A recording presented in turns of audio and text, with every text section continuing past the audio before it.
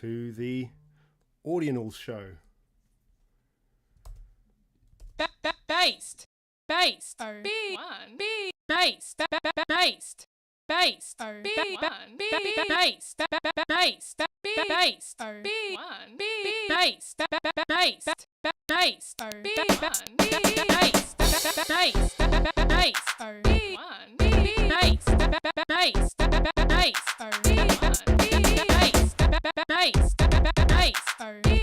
B. Based. Based. Based. B1. B. Based. Based.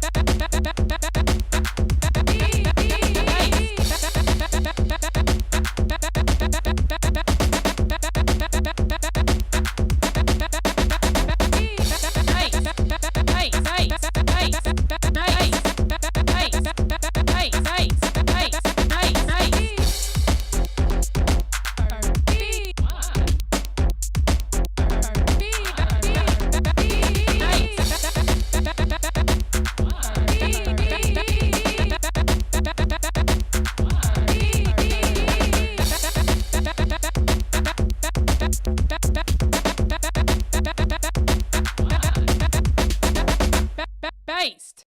Based. B1. B. Based.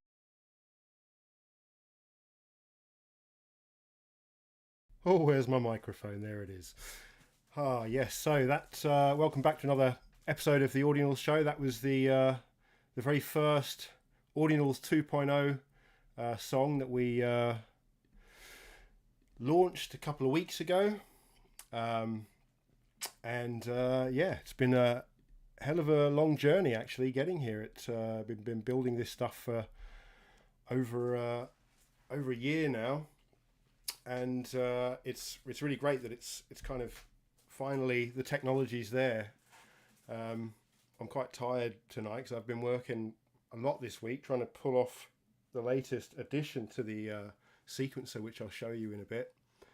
I think it's probably the last piece of the puzzle before we've got full on-chain music production environment foundation, if you want to call it that. But all the pieces, all the foundational pieces are kind of in place now for us to hopefully, as a community, start to build upon it until we've got something that's really,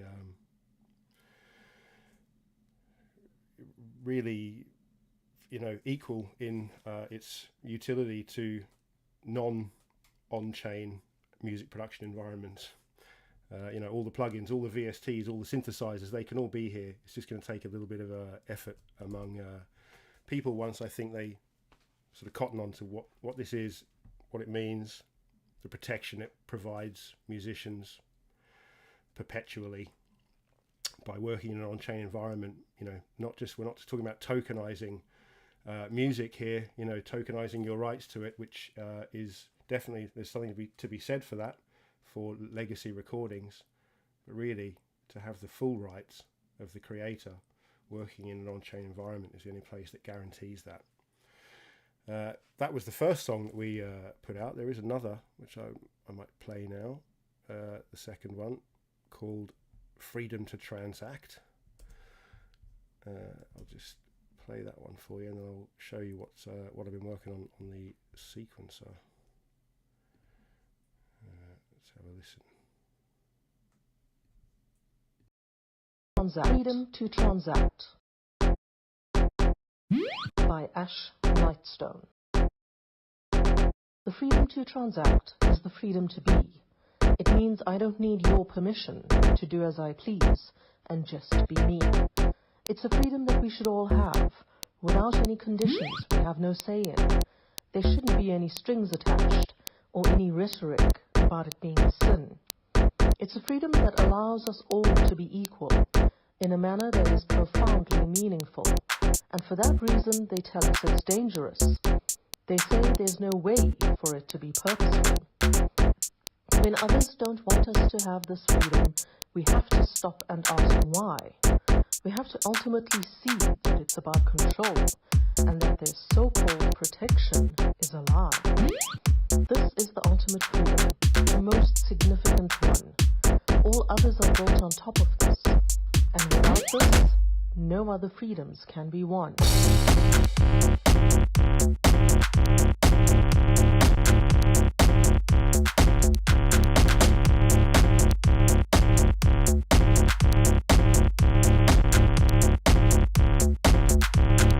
Freedom to transact.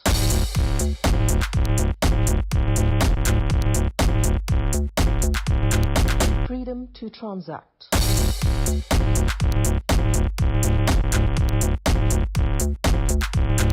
Freedom to transact.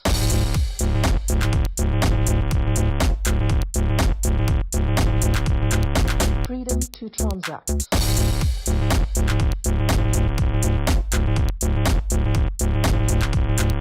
Freedom to transact. Freedom to transact. Freedom to transact. Freedom to transact. Freedom to transact. Freedom to transact. Freedom to transact. Yeah, so that's freedom to transact, and yeah, it's worth also pointing out the great value of these inscriptions, because not only are they the first full resolution, wave resolution, like audio master resolution quality songs released as Bitcoin Audionals, but they also come with these amazing visuals by Squeezy, a mysterious 3D kind of artist who is producing some interesting sort of recursive stuff on chain before there were 3D libraries. This actual model here is one of those. It was created without the use of libraries prior to there being any 3D libraries on chain. And in fact, everyone is different. They're all their own designs. I'm just going to see if I can pull some up here. Let's have a look at some of these, and also that market view that you get there is actually cutting off some of the model. Here we go. So yeah, have a look at some of these, because they're all really cool. All these different inscriptions, but all with their unique one-of-one designs for the music video, if you will. Based. Based. B1. B. Based. Based. Based. B1. B. Based. Based. Based. B1. B. Based. Based. Based. B1. B. Based. Based. Based. B1. B. Based. Based.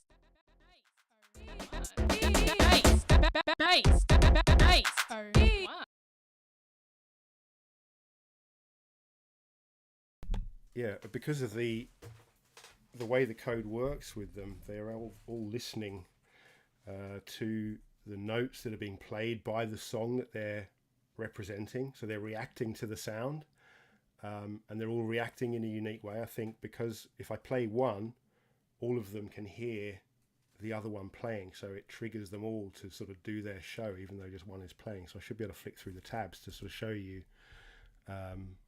the variety. Based.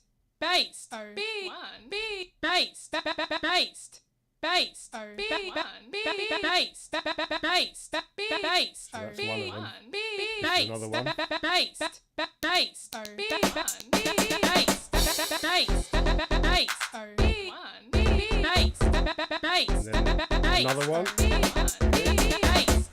Based. Based. B1. B. Based. Based.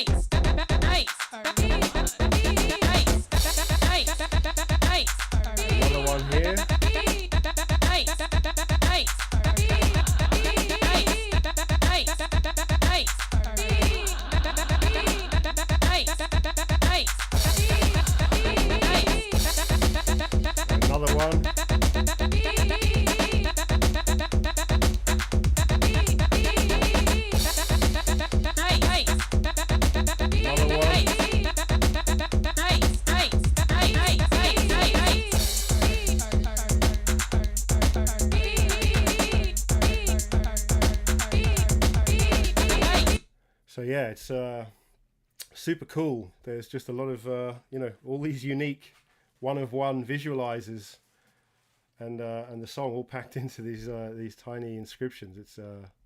It's super cool. So yeah, what I was going to show you next is what I've been playing around with on the sequencer.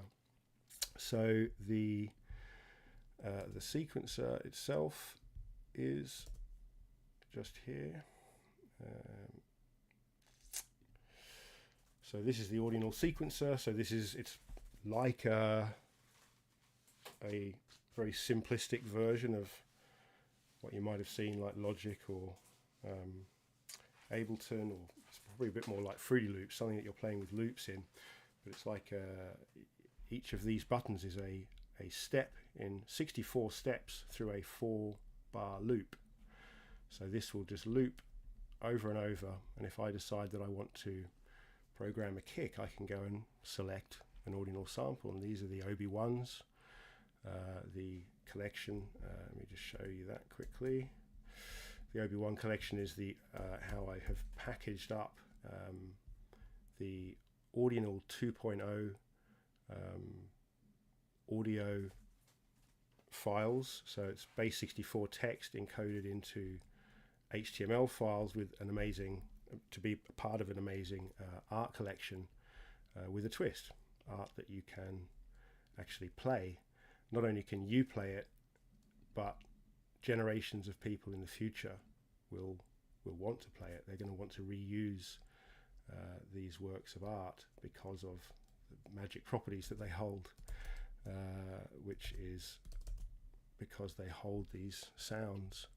So if I open up one here, and this is all in a single file, these aren't actually recursion, there's no recursion here, they're quite large files, each one of them is between 350 and 400 kilobytes, but they contain an audio sample as well as art, as well as their own basic looping and timing mechanisms, so they can be played around with and mixed live like this. If we just click it, it's playing in a loop at 78 BPM. And I can use the Control and Shift and plus keys if I wanted to change the BPM and make it faster. We can go up to 120. I can also change the pitch, so I can, again, using the Control and Shift, I can use the square brackets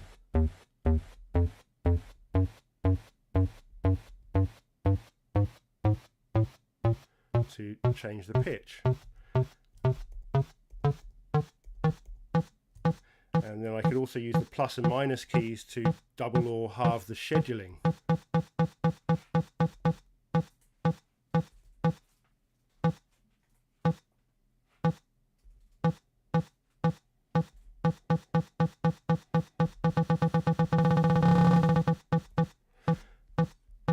So that's just one of them, but if I open another one, I quite like this one here is the hi-hat.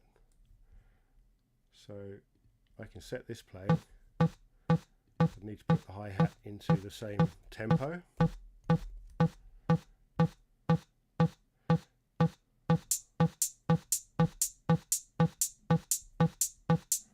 Doesn't sound like it's quite in time, so you might have to want to stop it and start it a couple of times. So you've got to get it bang on. That's near enough. And then we'll maybe go and get a little snare. If you click up here, you sort of select it. It's not clear, but once it's selected, you can actually free play it with the space bar.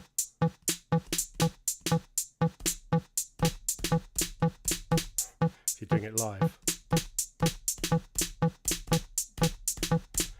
You can set up a pattern like that, but I'd need to open several of them in the window. But so I can get this to the right tempo, and then maybe we'll halve the scheduling because we want it to be off the beat.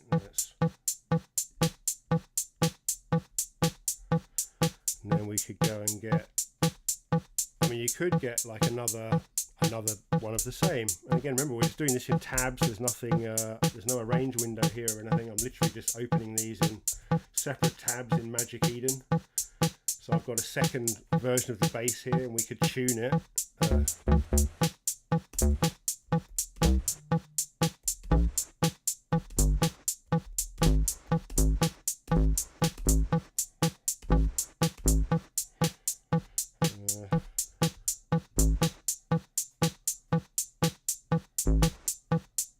Didn't change the BPM.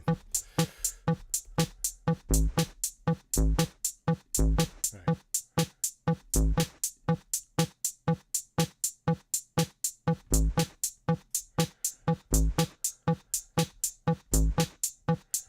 And then let's get like this kick. It's a kick here, I think. Oh, this one. This is the heavy kick. Change the tempo. Change the scheduling. Right. Tempo scheduling is that one.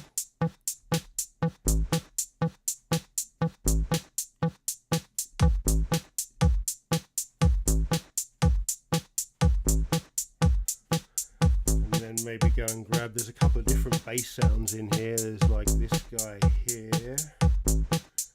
It sounds like this. And we can get him to the right tempo. And then yeah, I guess we'll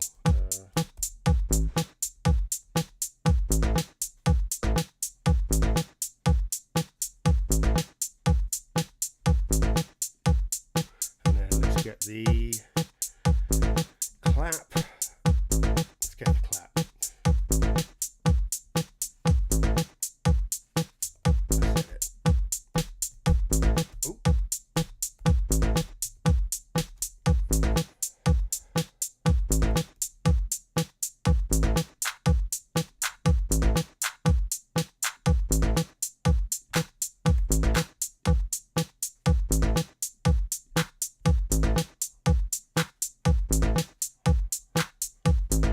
This one's really cool. This guy here, Obi-Wan number 11. This guy is extra special because most of the space in this ordinal inscription is taken up with the tone.js library. So we've inscribed the actual tone.js library in full within this ordinal inscription, which you can just find at this ID, and then you can access that library. So if you want to build synths, and we'll come back to that because you probably are going to want to build some synths or talk to people who know how to build them once I've shown you what I've been doing on the sequencer shortly. So this guy has the tone.js library built into it, so I had to create a tiny sound. We needed to get the sound in there along with all of its controls so it looped like all the other ones, but the priority was getting that library, which on its own is a 384 kilobyte file compressed. Okay, so here we go.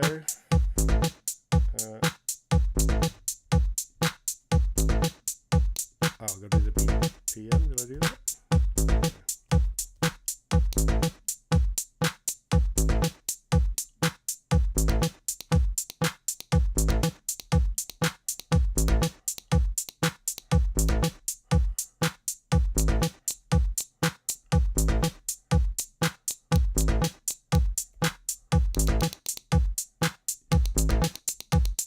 Oh, I can turn the volume down as well with the left, the greater than and less than symbols, or comma and full stop on my keyboard. I can turn the volume down as well, so I've got volume control built in too.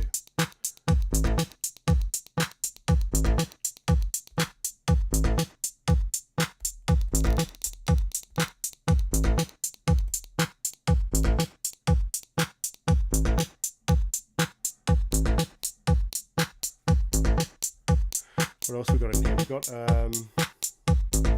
this is actually Obi-Wan number 1, which was the 808 kick.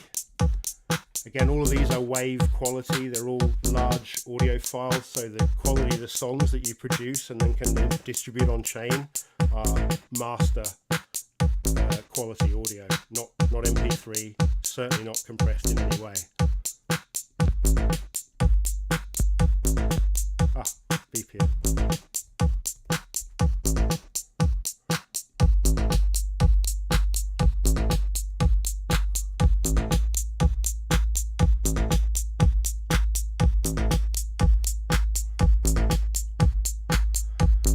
does sound like it's going on a little bit at this point. This is a different way of working, but you can form these things and then you can actually mute them.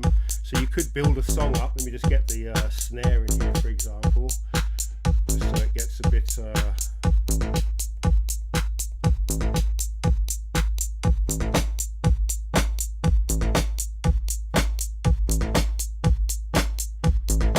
you can, if I just press M on all of these,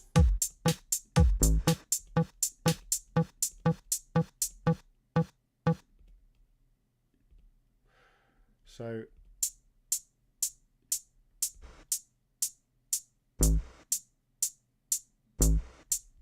back, I'll show you what this sounds like when it's really slowed down. I'll make another one of these and then we'll tune it right down as low as it goes, I think.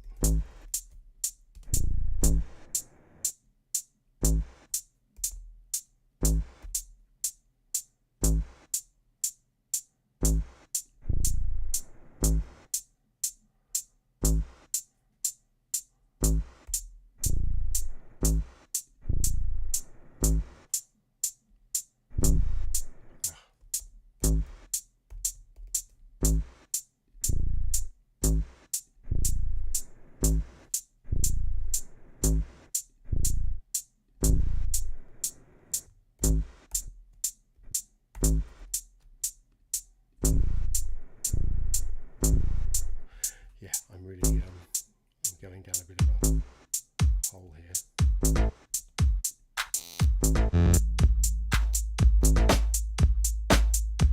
So anyway, that shows enough of that. Enough of that. Oh, sorry, I get really caught up in these things, and then I'm away. So that is how you can play with the OP1s. Long way to show you that. But this is the Aud SPD. Another kind of toy for playing live with, but this brings all of the OB1 collection into a single SPD-like environment. Imagine like drum pad SPDs that you hit each button, it triggers a sample. These are all using their built-in controls, so their tempos and their scheduling. And what the randomizer does is it just randomly, it's just a bit of fun, just randomly chucks them all over the place in a random selection, all with random tuning and random scheduling, all in the same BPM.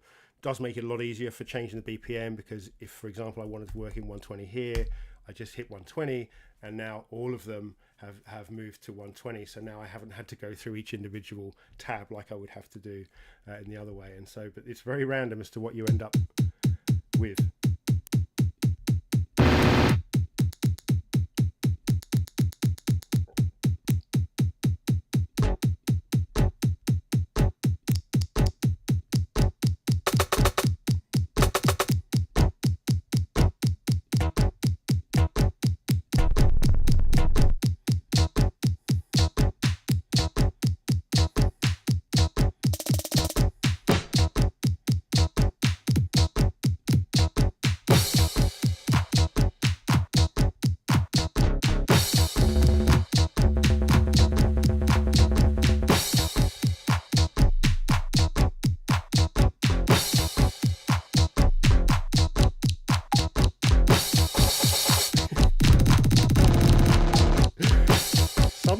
Sometimes it really works, other times it really doesn't.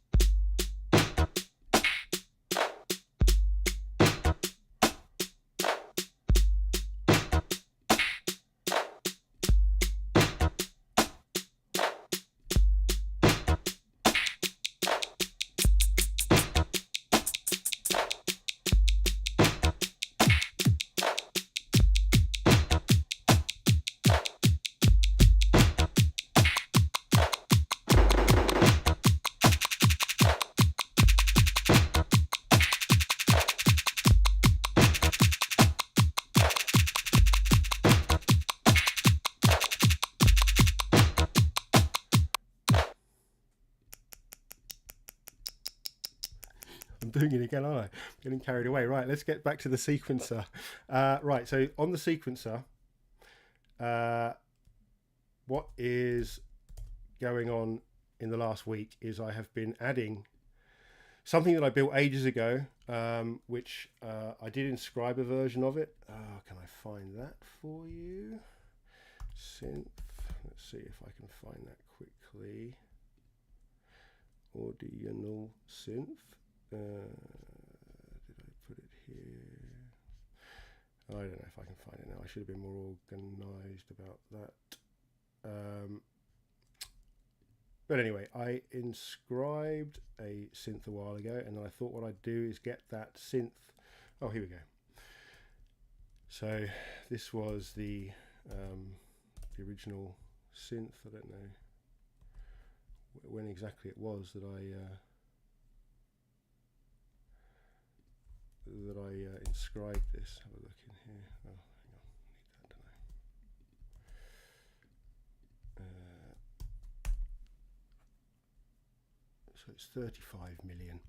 So so I inscribed this with the thought that in the future at some point I'll be able to recursively grab this and pull it into another application. I built in some basic controls like an ARP. I don't even know if I can remember how to use this. Oh yes, you can play it with just your keyboard. You can plug in a USB keyboard. It'll accept a USB keyboard. If you plug it in, it'll just it'll work with that. So you can record. You can do some ARP stuff. I think. Is this recording an ARP? Yes. And then I think you can speed that up and slow it down. But you can also do.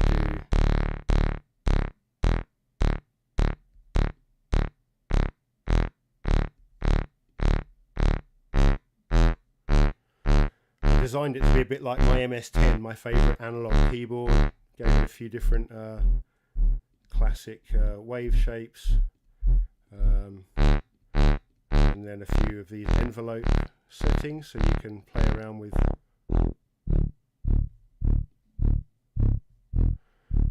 these different settings.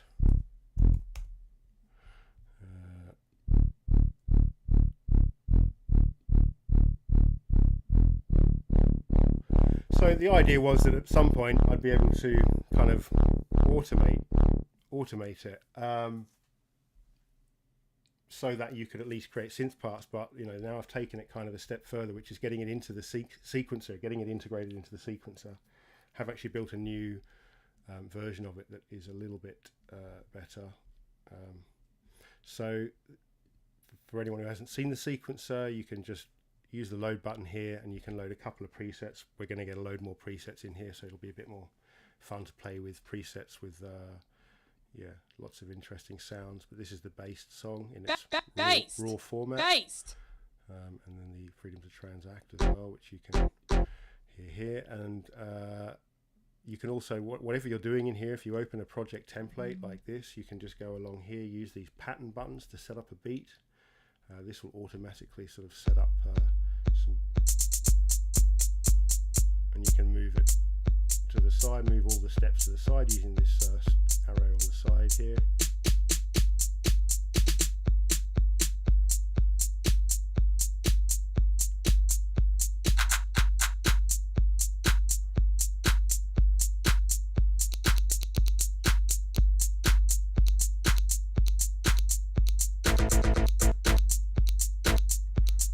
Also, you can do the pitch in here.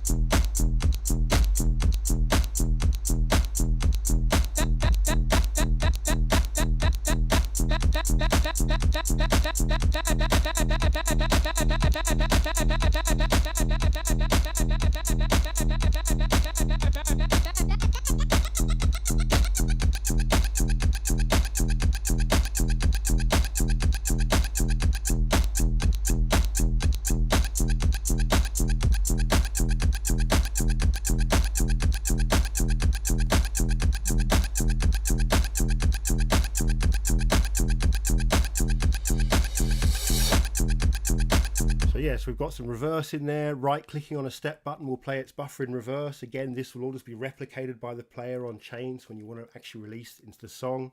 Very simple process. So then we've got to look at the synth. So if I maybe I'll just create a fresh channel. So if we give ourselves a beat, so I've got something to listen to, maybe the hi-hat. So we've got a little bit of timing.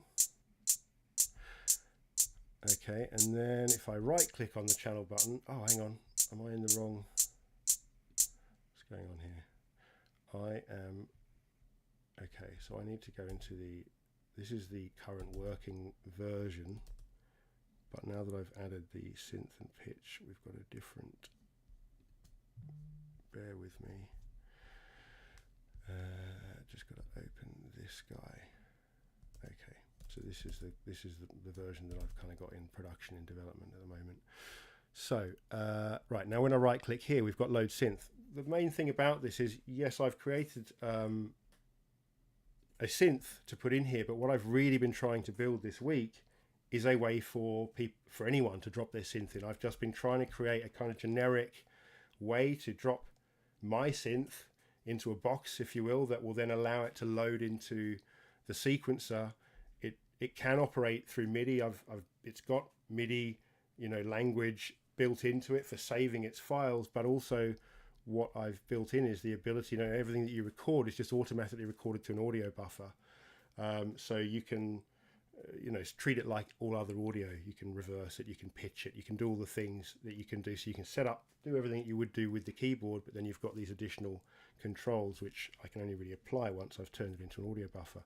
But so if we are, oh, I wanted to load a hat here, didn't I? So if I load a, that's the wrong one. Load the hi-hat into here. There we go.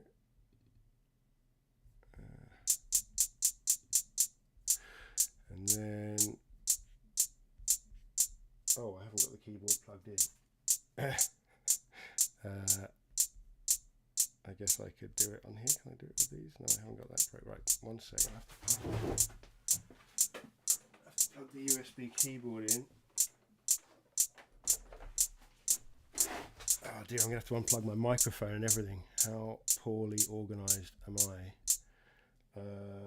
Yes, because I've only got the one type of plug to get that into my laptop. Okay, so I'm going to have to unplug my mic. I really should have thought about this before, shouldn't I?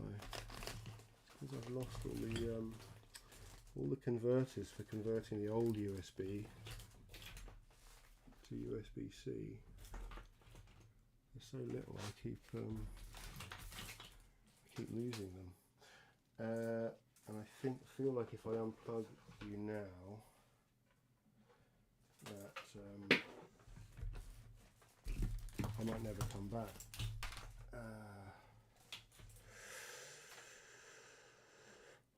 Okay, well, I guess I'll just try and unplug my mic and see if I can be heard on the other mic.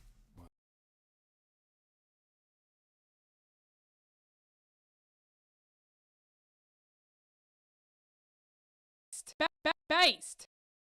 O B1 B based based based O B1 B based based based O B1 B based based based O B1 B based based based O B1 B based based based O B1 B based based based O B1 B based based based O B1 Base.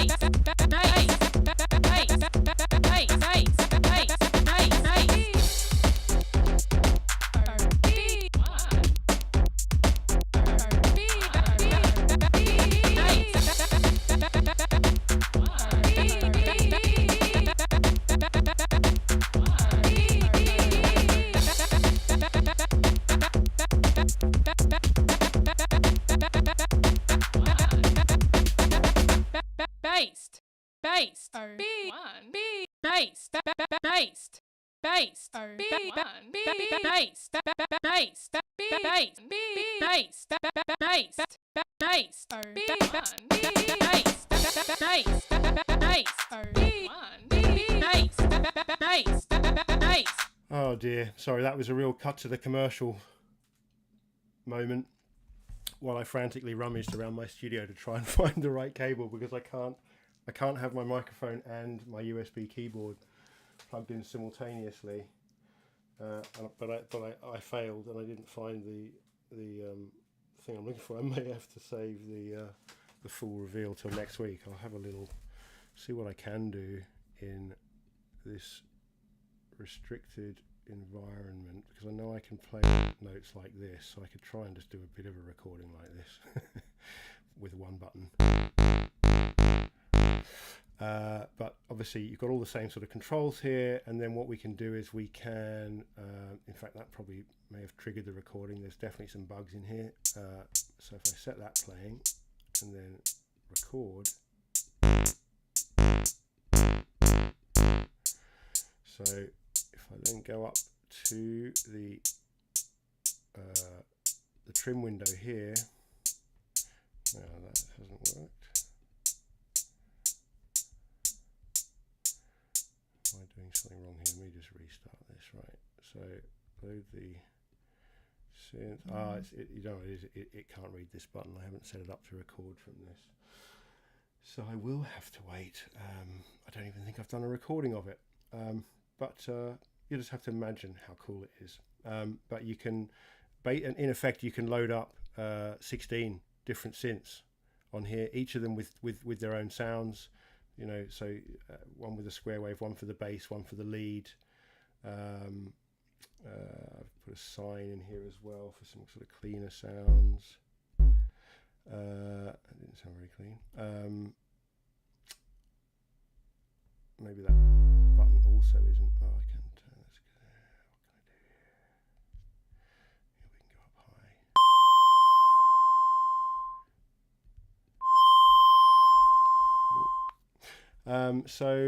Yeah, I guess I'll have to save the proper demo for next week when I've organised myself and have got the right cable. Yeah, looking forward to showing that off. But it really does open things up, because you've just got an inscribed synth, which the data for, you know, playing a bass line or something, it's several characters. It's a handful of bytes, less than 10, to play like a sort of single 4-bar loop bass line, tiny. So it's a really neat way of being able to create much more expressive music on chain, because now people can write melodies. I've even been talking to someone today about these AI things they're working on that will help us to do things like sort of trawl the Audionals internet for content. So you could say, okay, I'm looking for specific words. I need these words, and using like a vocoder with the tone.js library, you could pull a bunch of words from different recordings on chain and you know, mold them into a sort of unique voice that makes them sound like they're the same you know, voice. So there's all sorts of cool stuff coming up, sort of ways to automate with the help of AI, but still being able to focus on creating cool stuff. So yeah, so that's something to look forward to for next week. Without that, I don't think I've got much else I can show you. Yeah, not unless it's going back down the rabbit hole of me jumping on the synth and possibly failing to make anything interesting. So I'll probably just wrap it up for this week, and I will make sure that next week I'm much better organized, so that so I can show you how cool this is, because it really is. As I said earlier, this is the final piece. As I said, I've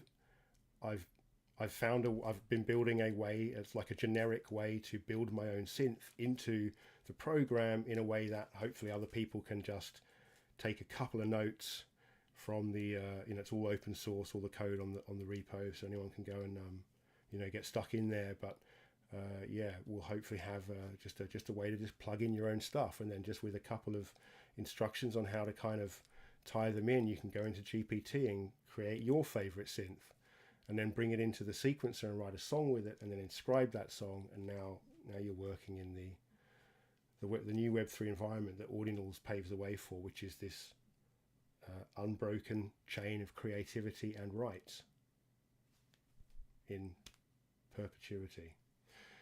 So it all starts here. Perpetuity is a long time. So get on board. And if you do know anyone who builds synths or plugins, I've been speaking to some really clever people recently. One person who's got a particular interest in filters, how to filtering sounds. Like the sequencer needs all of these plugins. The sequencer is supposed to just be a foundation for people to just build their own stuff on, make songs, and then release them on chain. And so the quicker people start building their own synths, and the people will realize soon as well, you build your own synth, that's great, you can use that in your song, but if your synth is really cool and other people use it in their songs, you're now part of their unbreakable chain of creativity and rights. No one can take that away from you. No matter what they do to your sound, if they use your synth, even if they then take it through hundreds of other processes so it doesn't sound at all like your synth, you don't have to go out having someone chasing down to see who used it. The songs themselves will express it in their DNA. It will just be in there, in on chain. Follow this trail, it leads to this synth or this EQ or this compressor or this gate. The faster both individuals and companies that provide this stuff realize what's going on and jump on here, the better. The more we can all start to create, and also those companies can benefit also from the unbroken chain of creativity and rights, from that guaranteed attribution for did you use my synth, did you use my sample, did you use part of this another Audional song that I made, if you sampled several instruments from that, well then all of those instruments equally are going to get attribution for their part in that song, no matter how distantly related to the song they are. If they're related, it's in there, it's in the DNA.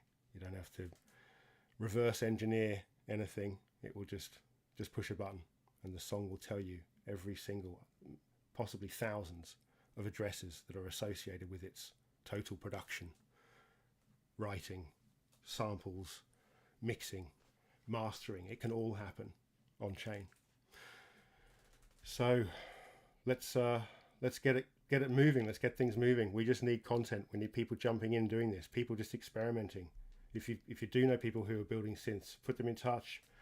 I'll jump in with them. I'll figure out how to make a custom way of linking their synth into the sequencer. Whatever we can do to just accelerate the ability for people to start creating. Because once content is out there, then I've got some content, but with more content comes good content, comes better content, comes great content, comes some hits, and then we're away. And then every big corporation in the world that deals with sound design, music production, is going to get on board, because everyone stands to benefit, not just the creators, but the users and the producers of all of these plugins. For the first time in history, it's like someone can pay you because your compressor was used. Really? Yep. So yeah, there you go. Do I have outro music? Let's go back to some of these old Audionals, because I did used to love this particular one that I've played a few times at the close of a show, which was something I found, which again I could recreate this, but back in the day. So what is this? It's inscription. Oh no, this is quite a late one. This is even after the sequencer. 34,777,824. So this was just something really neat. It's Game of Thrones, like an 8-bit digital Game of Thrones, which again you could probably create in like a 1 kilobyte file now. I don't know what size this file is. Yeah, 225 kilobytes. Whereas you could actually just recreate it with a little bit of code now. Might be a project for later. Anyway, thanks for joining me again. Sorry for my disorganization. I'll be more on it next week, promise. So let's leave it with a little bit of 8-bit Audional Game of Thrones.